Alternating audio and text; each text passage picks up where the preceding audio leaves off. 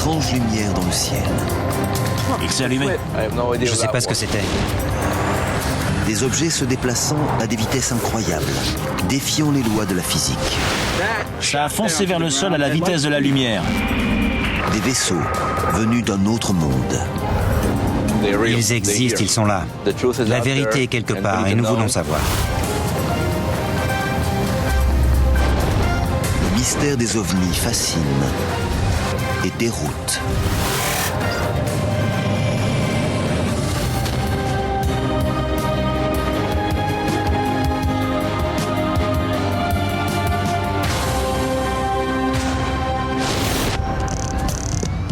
Winstead, Connecticut, janvier 2011, 20h. C'était quoi ce truc? Sur le parking d'un centre commercial du centre-ville, des clients remarquent quelque chose dans le ciel. Ça bouge. Tu le filmes? Comme souvent de nos jours, l'événement est filmé par des téléphones portables. C'est incroyable. E.T., téléphone, maison. Les images sont postées sur un site de partage de vidéos. C'est le dernier exemple en date d'objets volants non identifiés, un phénomène qui semble défier la raison. Je sais pas ce que c'est. Du moins, officiellement. Chaque année, partout dans le monde, des milliers de gens disent avoir vu des ovnis. Il n'y a pas d'aéroport dans le coin. C'est incompréhensible. À Rio, Londres, Paris ou New York, les ovnis sont un phénomène mondial et une énigme. Depuis 60 ans, Je vois des lumières. Je les filme. partout où des ovnis sont repérés, ils font la une des médias.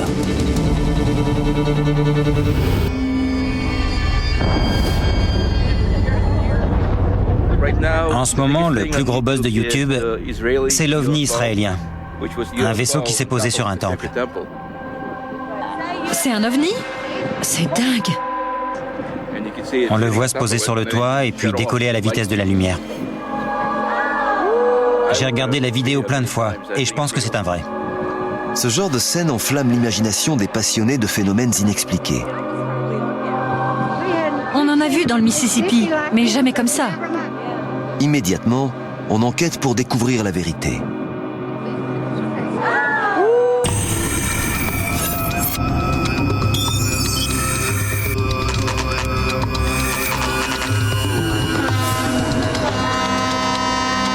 À Rachel, dans le Nevada, un petit groupe d'ufologues se réunit pour traquer des indices et identifier ces objets étranges repérés dans le ciel.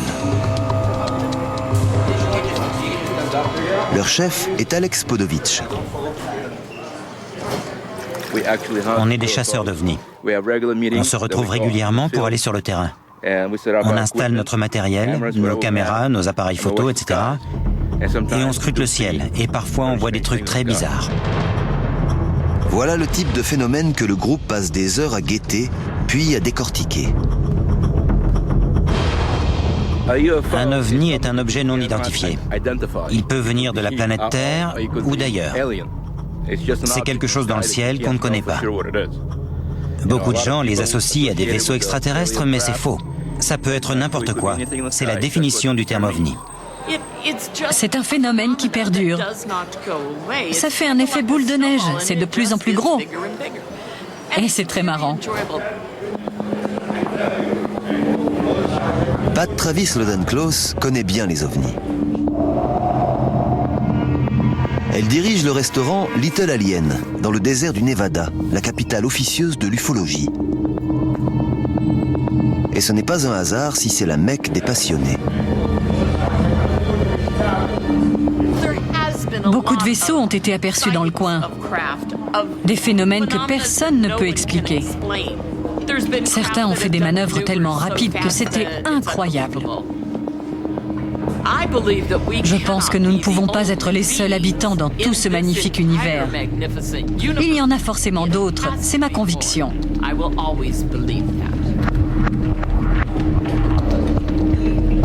Pour Pat, les ovnis sont l'œuvre d'extraterrestres. Une opinion partagée par certains qui ont enquêté sur la question. C'est un fait, ils existent, ils sont là. Et la vérité, c'est qu'ils nous ont créés. Et l'espèce humaine a besoin de savoir d'où elle vient et de connaître ses origines. Depuis des décennies, les ufologues cherchent la vérité, mais ce n'est pas facile.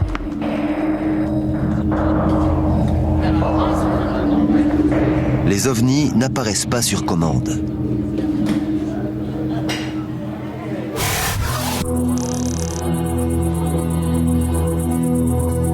Pour les chasseurs d'ovnis, le Graal, c'est de trouver une vraie soucoupe volante, disons un vaisseau spatial, de le prendre en photo et de le toucher. Ou de croiser un vrai extraterrestre, de lui serrer la main et de le photographier. Aujourd'hui, Alex et les autres vont se promener sur l'autoroute extraterrestre pour tenter de voir un ovni.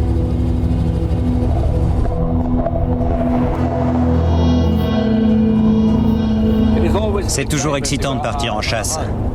Ce sera peut-être l'occasion de trouver quelque chose que je cherche depuis des années. On va aller jusqu'à la célèbre boîte à lettres. À la base, elle était noire. Maintenant, elle est blanche. La boîte à lettres est un lieu bien connu du folklore ufologique. Un très grand nombre d'ovnis ont été vus à cet endroit.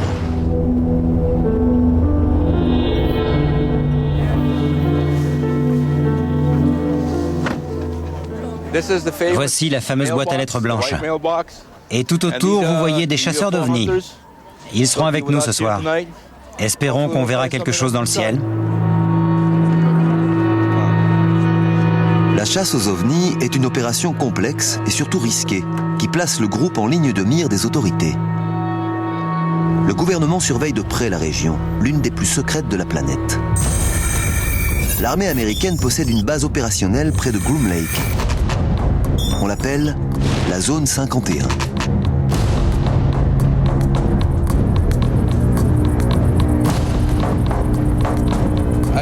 Je vois une tour de guet au sommet de la montagne. Il doit y avoir un radar là-bas. Derrière la crête, il y a leurs installations. Et à 14 km au sud, il y a la zone S4. Là où tous les vaisseaux extraterrestres seraient amenés. C'est juste là. En ce moment, on est sans doute surveillé par la tour de guet. Ils savent qu'on est là. Ils viendront peut-être plus tard pour voir ce qu'on filme. En général, ils sortent s'ils voient des gens avec des caméras. Selon les ufologues, c'est dans la zone 51 que le gouvernement américain cache ses soucoupes volantes. Elles sont les preuves que les vaisseaux extraterrestres sont réels et que certains se sont posés sur Terre.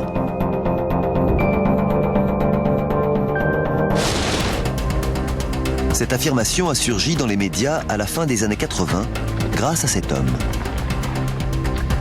Je m'appelle Bob Lazar. En 1988, le physicien Robert Lazar a raconté à des amis qu'il avait vu des soucoupes volantes quand il travaillait sur un projet top secret dans la zone 51. Il y a des preuves tangibles de l'existence de vie ailleurs. Le boulot de Bob consistait à voir s'il pouvait faire la rétro-ingénierie de ce système de propulsion. John Lear est un ami de Robert Lazar depuis plus de 20 ans. Il est l'un des premiers à qui il a parlé des soucoupes volantes. J'ai rencontré Bob Lazar en 1988. Et la première chose qu'il m'a dite, c'est « J'ai vu un disque aujourd'hui ». J'étais en train d'écrire et j'ai répondu « Quoi ?» J'ai vu un disque. D'ici ou d'ailleurs ? D'ailleurs. Ce véhicule est un disque, ce qu'on appelle communément une soucoupe volante. Il m'a dit que la première fois qu'il l'avait vu, le disque portait un drapeau américain. Du coup, il a pensé, ça explique tout. On a des soucoupes, elles viennent de chez nous. C'est de là que partent les rumeurs. Mais quand il a jeté un œil à l'intérieur, il a vu des sièges minuscules, environ de cette taille. Et là, c'est devenu clair. Il a compris que c'était un vaisseau extraterrestre. Cette révélation par un scientifique autorisé à pénétrer dans la base top secrète a fait grand bruit. Les soucoupes volantes existaient bien et le gouvernement les cachait. En fait, ils injectent des protons dans le moteur. Et selon moi, tout ce que nous avons développé a été influencé par les extraterrestres et leur technologie. Si les ovnis et les soucoupes volantes sont réels et dissimulés dans des bases secrètes, au milieu du désert du Nevada, cela soulève plusieurs questions. À quoi servaient-elles? Où ont-elles atterri? Et quand les États-Unis les ont-ils trouvées?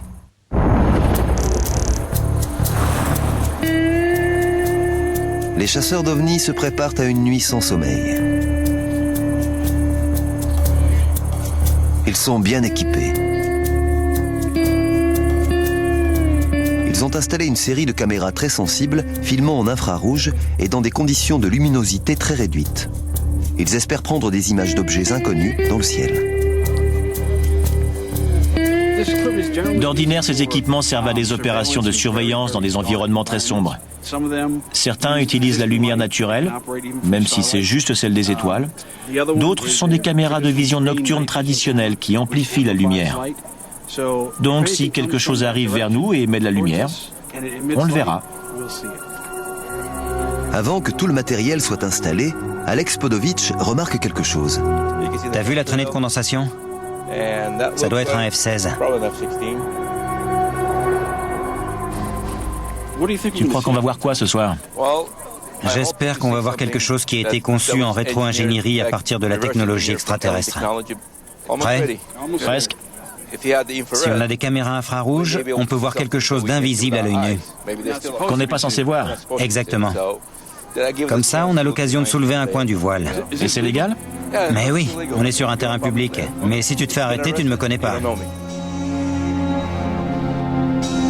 Si un ovni est repéré, les chasseurs sont prêts à le filmer et le photographier dans les moindres détails.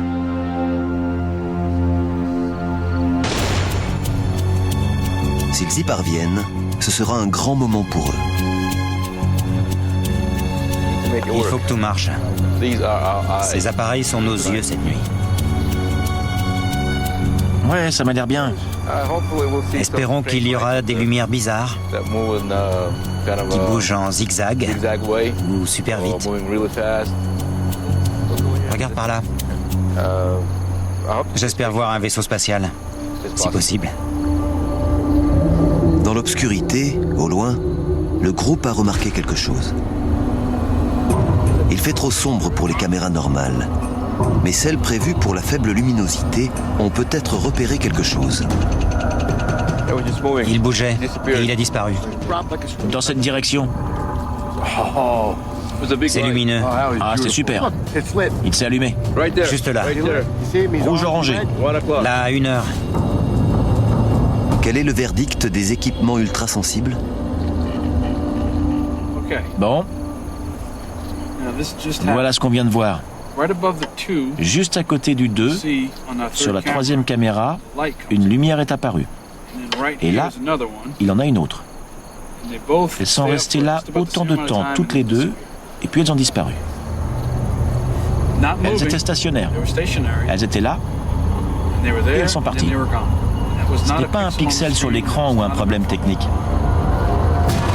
L'équipe a remarqué quelque chose, mais ne sait pas ce que c'est.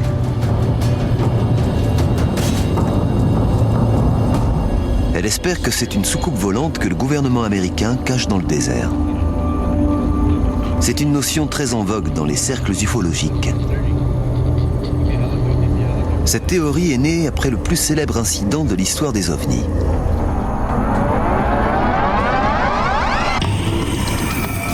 « 8 juillet 1947. Roswell, Nouveau-Mexique.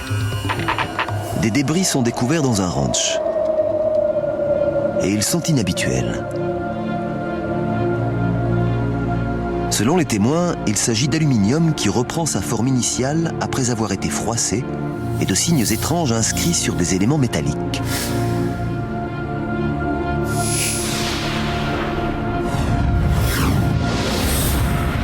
Une légende ufologique était née. D'autant que 24 heures plus tard, les autorités font machine arrière et déclarent que la soucoupe volante de Roswell n'était qu'un ballon météorologique. Et depuis, la polémique fait rage.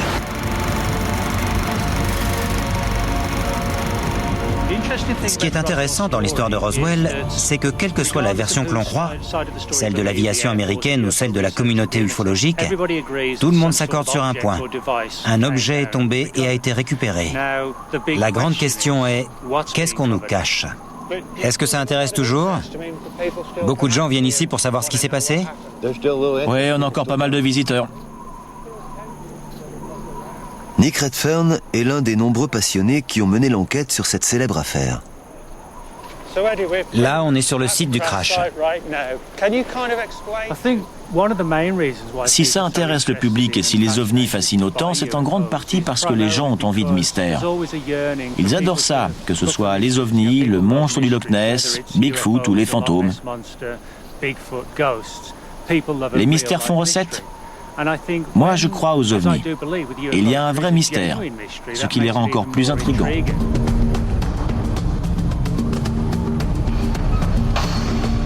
On n'a jamais trouvé de preuves tangibles de l'atterrissage d'une soucoupe volante au Nouveau-Mexique. Mais les rumeurs ont donné naissance à une mythologie moderne.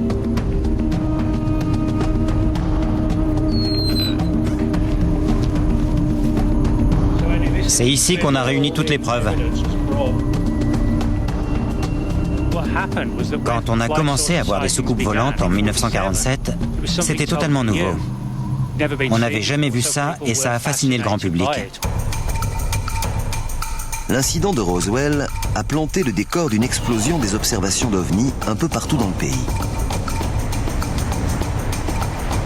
Depuis, les ovnis sont devenus un phénomène global et aujourd'hui, on commence à comprendre pourquoi.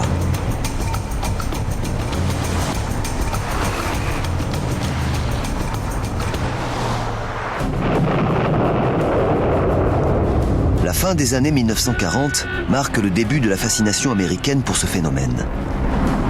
Cette obsession a coïncidé avec la guerre froide.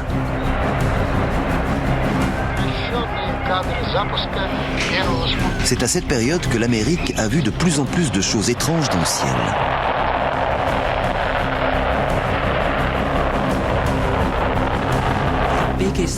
Le plus gros traumatisme pour l'Amérique de l'après-guerre, dans les années 50, c'est l'apparition du Spoutnik dans le ciel.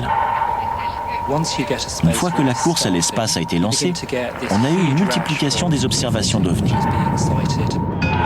L'ère atomique et la conquête spatiale ont alimenté un genre de plus en plus aimé, la science-fiction. Bientôt, les États-Unis ont produit de nombreux films avec des soucoupes volantes et des envahisseurs extraterrestres. Avec des films comme Les soucoupes volantes attaquent ou Le jour où la Terre s'arrêta, on commence à voir un lien parfaitement clair entre les images décrites dans le monde réel et les soucoupes volantes des séries B des années 50. Cette tendance de la pop culture est devenue une réalité. De plus en plus de gens disent avoir vu des ovnis. Et les autorités militaires refusent de reconnaître toute implication. Les récents incidents rapportés ne sont en aucune manière liés à un projet secret d'une agence américaine. Mais les liens avec l'armée sont réels.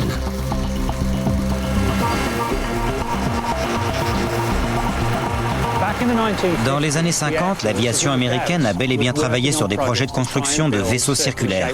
L'un d'eux était l'Avrocar, et il avait de l'allure. Il ressemblait à une soucoupe volante argentée. À l'apogée de la guerre froide, les Soviétiques et les Américains planchaient sur des machines expérimentales, en espérant remporter la suprématie mondiale.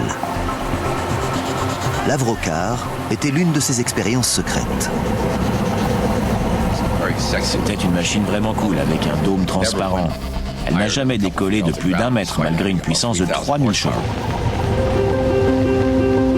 L'Avrocar a donné l'idée à Paul Moller de construire sa propre soucoupe volante.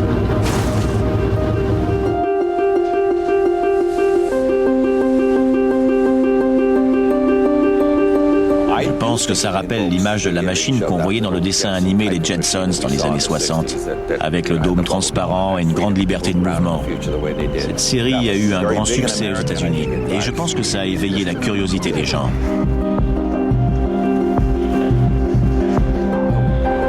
Quand on abaisse le dôme, On se retrouve dans un univers très confortable. Le docteur Paul Moeller vole à bord du M200X. Paul Moeller est l'un des rares à pouvoir affirmer avoir piloté une vraie soucoupe volante. Les moteurs OMC accélèrent.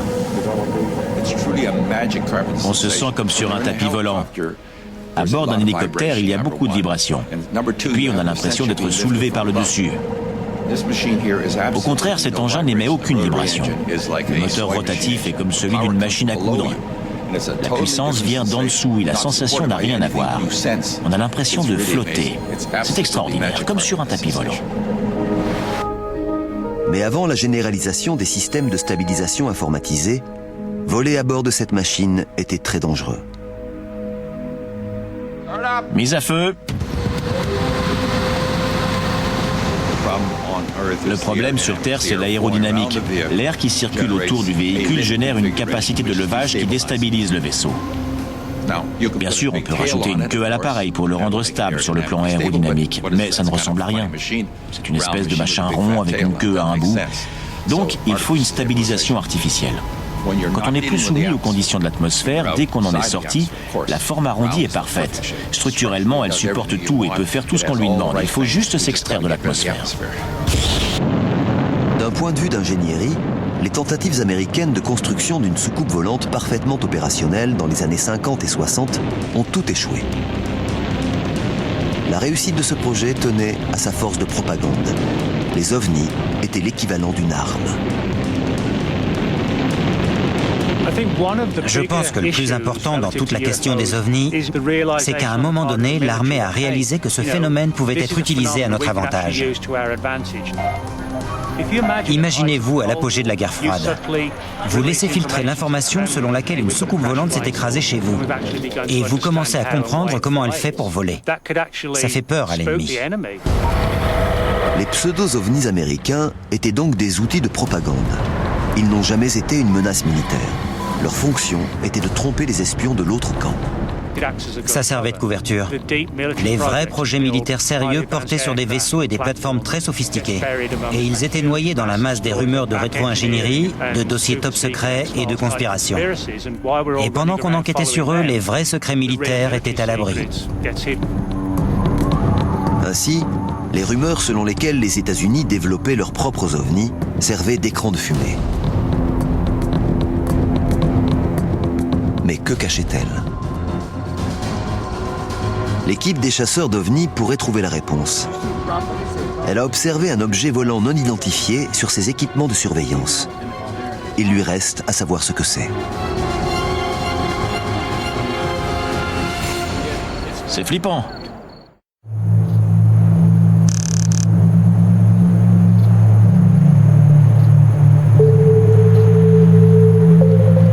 Peter Merlin connaît bien ce qui se passe au-dessus du désert. Pour lui, il suffit de regarder au sol pour voir la trace du passage des ovnis.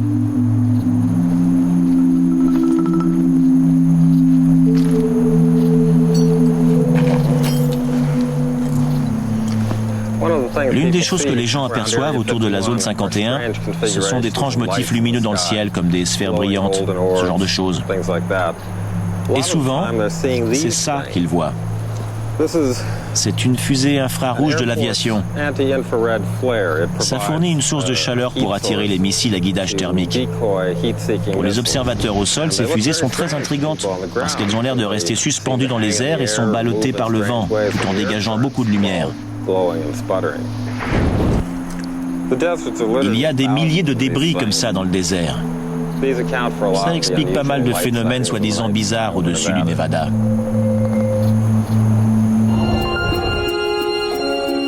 Mais pour les ufologues, cette explication ne tient pas et ils refusent d'y croire.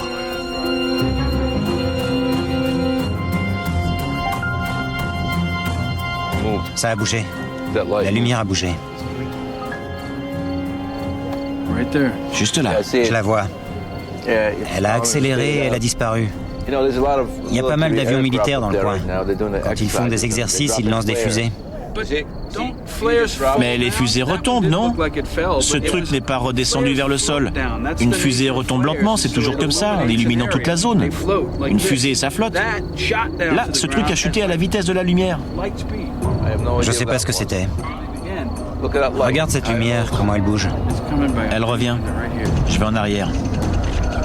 C'est juste ici. Ça me fait flipper. Rien ne bouge comme ça. C'est bizarre. On a du mal à y croire. C'était quoi ça? Une bombe? Sans doute. T'es sûr? Oui, il vise notre voiture. Arrête, c'est pas drôle. Les chasseurs d'ovnis sont perplexes. Ils ont repéré un objet étrange au-dessus de la zone 51.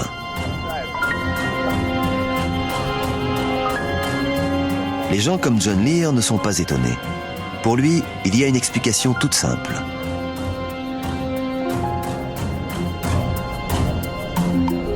Tout ce que nous avons développé a été influencé par les extraterrestres. Ils nous ont tout donné. À partir de Roswell, on a mis au point des objets comme les transistors, les fibres optiques, etc.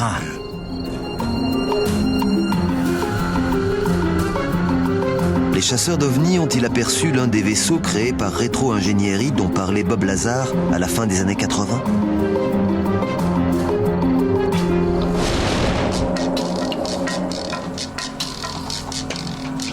Dans les Spring Mountains, à 65 km à l'ouest de Las Vegas, Peter Merlin va enquêter sur le terrain. On cherche les traces d'un appareil top secret capable de voler à plus de 3000 km/h à 30 000 mètres d'altitude. C'est un projet de la CIA testé dans la zone 51.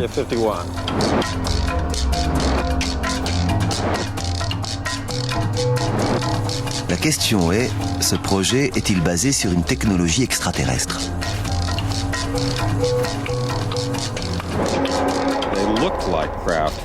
On dirait vraiment des vaisseaux d'un autre monde, donc en les voyant, on peut les prendre pour des ovnis. Et si on n'a jamais vu d'appareil de ce type, c'est bien un objet volant non identifié. Aujourd'hui, on peut espérer connaître la vérité. En 1967, un prototype ultra secret s'est écrasé dans ces montagnes.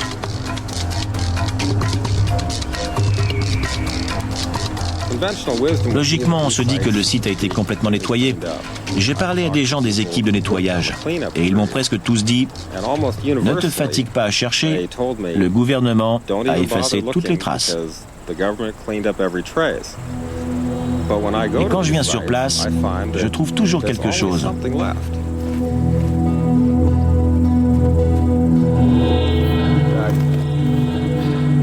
Ça, c'est un gros morceau de titane. On voit de la peinture noire à l'extérieur et cet appareil était noir.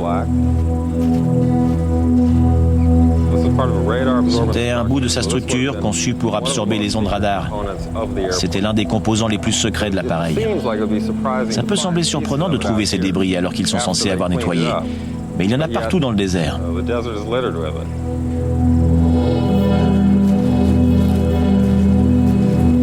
Peter Merlin a trouvé des fragments du secret militaire le plus sensible du XXe siècle. Ce n'est pas un vaisseau extraterrestre, mais pendant la guerre froide, pour les soviétiques, ça ne faisait pas une grande différence. Sa technologie était si avancée qu'ils ne l'ont jamais vu venir, au sens propre.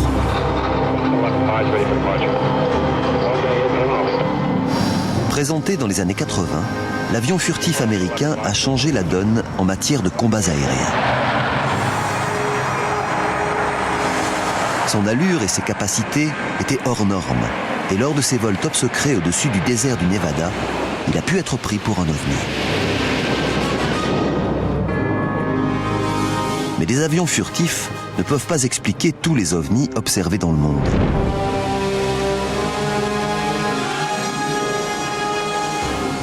Aujourd'hui, la technologie moderne nous permet de comprendre ce qu'ils sont et d'où ils viennent.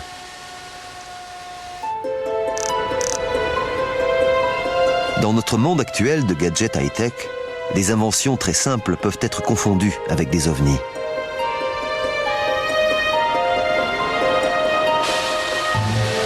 Voici l'aérobot. Il est développé par Paul Muller, celui qui a construit et piloté la soucoupe volante M200X.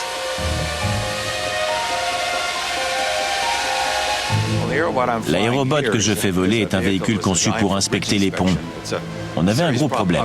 Comment inspecter un pont sans risquer la vie de quelqu'un quand on veut identifier des lézardes dans la structure? L'aviation américaine utilise ces machines expérimentales pour des missions de surveillance aérienne. Et ces engins sont inconnus du grand public. Pour un observateur lambda, c'est exactement le type d'objet qui attire l'attention et qui semble inexplicable.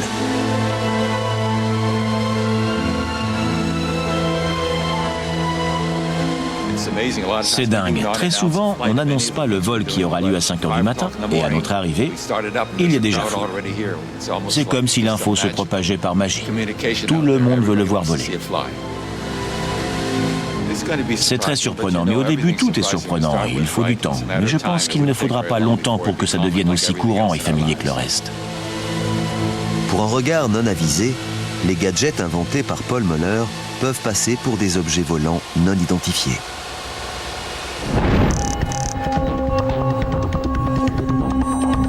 Comprendre ce que les gens voient dans le ciel et prennent pour un ovni est justement le rôle de cet homme. Marc D'Antonio est l'analyste en chef du MUFON, le réseau mutuel des ovnis, une organisation américaine qui enquête sur les phénomènes inexpliqués. Quand quelqu'un aperçoit quelque chose, il peut le filmer ou le photographier. Par exemple, on a une vidéo faite avec un téléphone portable postée sur Internet hier soir. Et depuis, elle a déjà été vue 187 fois. En gros, le monde entier peut la regarder. C'est l'OVNI observé au-dessus du centre commercial de Winstead, dans le Connecticut. Marc D'Antonio a l'habitude d'étudier ce type d'images pour les décrypter. Dans la plupart des cas, son verdict surprend les témoins de la scène. Comme on peut l'imaginer, les vidéos d'OVNI sont souvent en réalité des images d'objets volants tout à fait identifiables, comme des avions, des insectes, des oiseaux, des météorites ou d'autres choses qui volent dans l'air. On reçoit aussi beaucoup de photos, avec par exemple des frisbees photographiés sous un angle bizarre. Regardons celle-ci par exemple. Sur sa base de données, il a des centaines de clichés de pseudo-ovnis. Quelqu'un a pris une photo d'un vaisseau. Mais c'est un objet connu, c'est un avion. Il n'y a donc aucun problème. Mais vous voyez cette traînée et ces deux appendices? De ce côté et de l'autre? C'est un exemple typique parce qu'en fait c'est juste un objet flou, tout près de l'objectif. Tout simplement un insecte. Comme ici, très souvent les gens croient voir quelque chose sur une photo ou une vidéo, alors qu'au moment de la prise de vue, ils n'avaient rien remarqué. Et bien souvent, les objets en question ne sont pas volants du tout. Il arrive fréquemment que des gens prennent une photo pour une autre raison, le travail ou le plaisir, et qu'ensuite, en la regardant, ils soient intrigués par un détail qu'ils n'avaient pas vu sur le moment. Prenez celle-ci.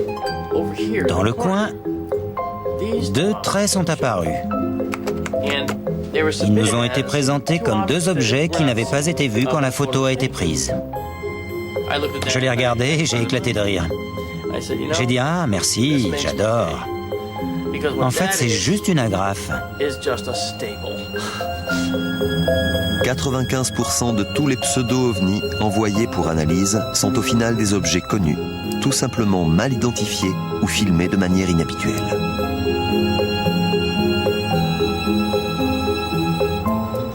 En général, les ovnis deviennent des OVI, des objets volants identifiés.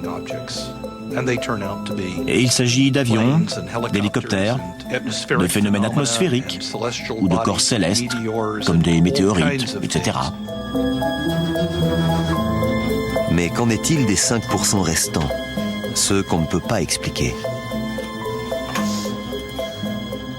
Toutes les images qu'on a étudiées jusqu'à présent ont fini dans la catégorie identifiée pour 95% d'entre elles. C'était des avions, des insectes ou des fusées. Dans le cas qu'on voit ici, c'est vraiment un objet volant non identifié. On ne sait pas ce que c'est. C'est un cliché qu'on nous a envoyé pour analyse.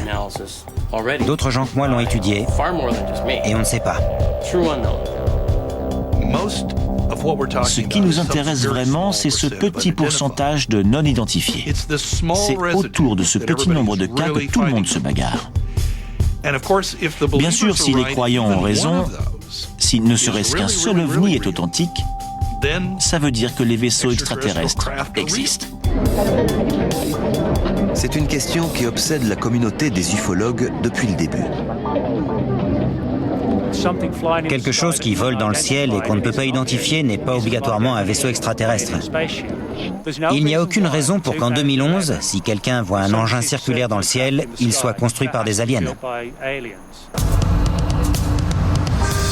Et en voici la démonstration, toujours à Winstead, dans le Connecticut.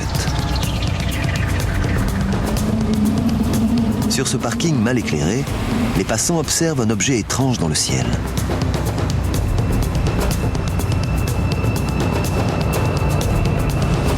E.T. téléphone maison. Mais c'est quoi ce truc? Un attroupement secret et l'excitation monte.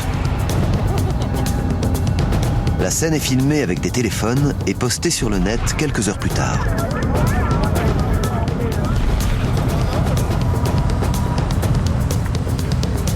A priori, il n'y a aucun trafic aérien dans la région. Aucun vol de dirigeables ou d'engins publicitaires n'a été annoncé. Pour tous les gens présents, c'est bien un ovni. Incroyable! Le problème, c'est que plus la technologie progresse dans le grand public, plus c'est facile de monter un canular crédible. Il y a 30 ou 40 ans, une bonne photo d'ovni pouvait bien être un vrai ovni, parce que c'était difficile à créer de toutes pièces. Mais aujourd'hui, un ovni réaliste, ça peut être juste un ado boutonneux de 16 ans qui vit chez sa mère et qui fait un film de qualité. Ensuite, il le met sur Internet et se marre en voyant les ufologues se mettre dans tous leurs états.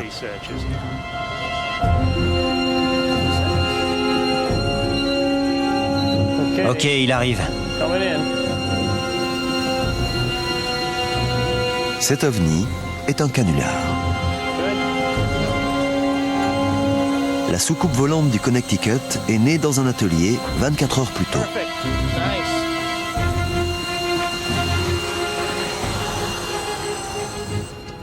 Ok, lumière. C'est une expérience imaginée pour notre enquête par Marc D'Antonio. On trouve tellement de choses dans les magasins pour le grand public qu'on peut très facilement fabriquer un petit vaisseau que des gens prendront pour un ovni. Ça nous complique la tâche, parce qu'on doit distinguer le vrai du faux. Et pourtant, il y a bien des phénomènes inconnus. Et c'est ce qui nous intéresse. Mais Marc n'a pas monté ce canular sans raison. Il avait un but précis.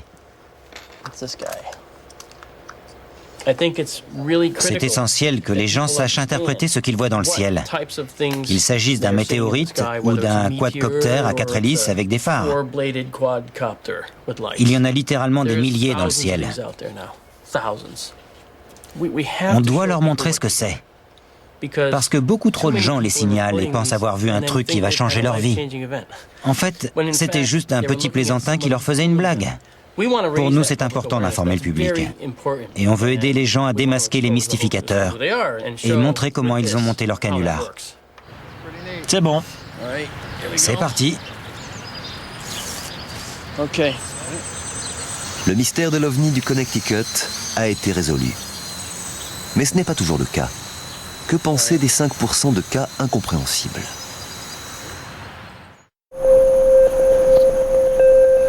Doug Wilson travaille lui aussi sur les ovnis pour le réseau MUFON, mais sur le terrain.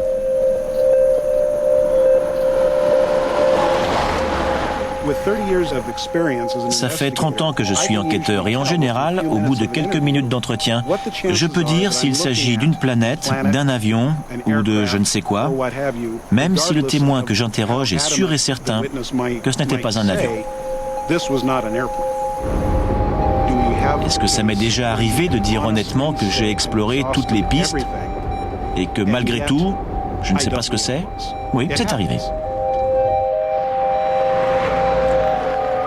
Dans ces cas-là, Doug sait pourquoi les gens font instinctivement le lien avec l'espace et les aliens. Les gens ont besoin d'avoir une explication pour tout. Et on a Star Wars, Star Trek et tout un tas d'histoires de science-fiction dont les gens raffolent. Du coup, ils pensent automatiquement à quelque chose qui vient de l'espace. Donc, si on ne leur donne pas de réponse, ils en trouvent une par eux-mêmes. Et souvent, c'est la piste extraterrestre. Tandis que le cinéma et la télévision entretiennent nos fantasmes, le manque de transparence des autorités et les 5% de phénomènes inexpliqués alimentent les spéculations.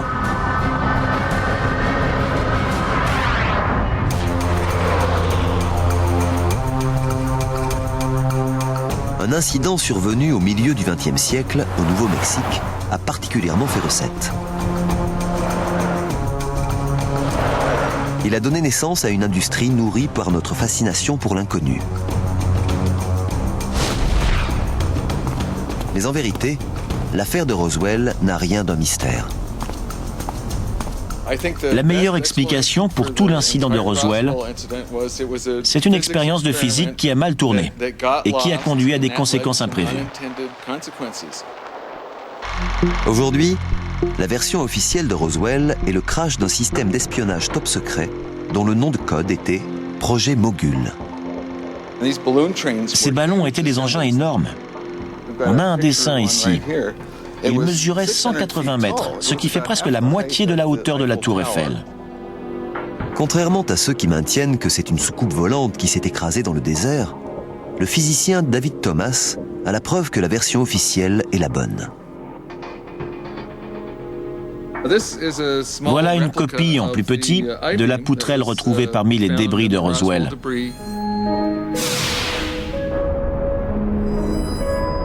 Ces signes étranges sont la clé du mystère. Ce ne sont pas des inscriptions extraterrestres comme certains l'ont cru, mais quelque chose de bien plus prosaïque qui a un rapport avec le projet Mogul.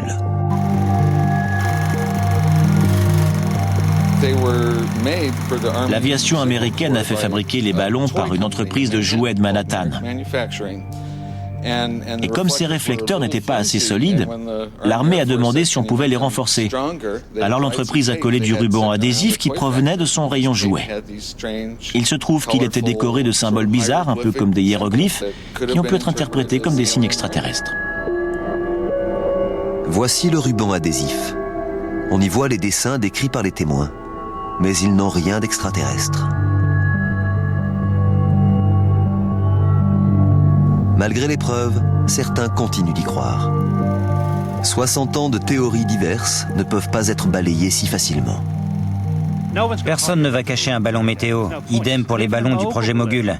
Il y en a eu d'autres qui sont tombés sur le sol américain à l'été 1947, mais ils n'ont pas fait l'objet de mesures de sécurité aussi strictes que l'incident de Roswell. Et pour moi, ça écarte la thèse d'un ballon du projet Mogul. C'est l'événement le plus célèbre et son explication ne sera peut-être jamais universellement acceptée. Pourtant, la vérité est indéniable. Dans l'immense majorité des cas, les ovnis ne restent pas non identifiés très longtemps. Il peut s'agir d'une mauvaise interprétation, d'un phénomène atmosphérique, de ballon, de canular ou d'une simple agrafe.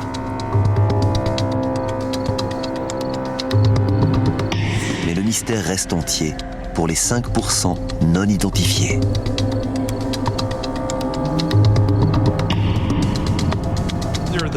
Certaines personnes comprennent que parmi toutes ces lumières mystérieuses et ces phénomènes bizarres dans le ciel, il y a pas mal de choses clandestines.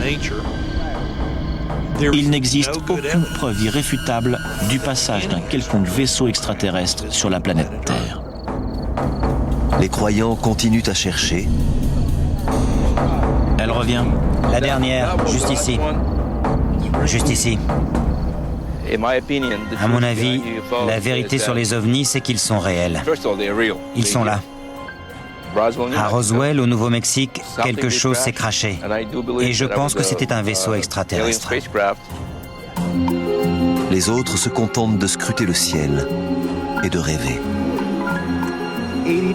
80 à 90% des incidents ont une explication. Mais je suis rationnel et j'essaie de garder l'esprit ouvert. Et pour moi, il n'y a aucune raison de penser que les aliens ne peuvent pas déjà être là. C'est comme l'existence de Dieu. On ne peut pas la prouver, mais on ne peut pas la réfuter avec 100% de certitude.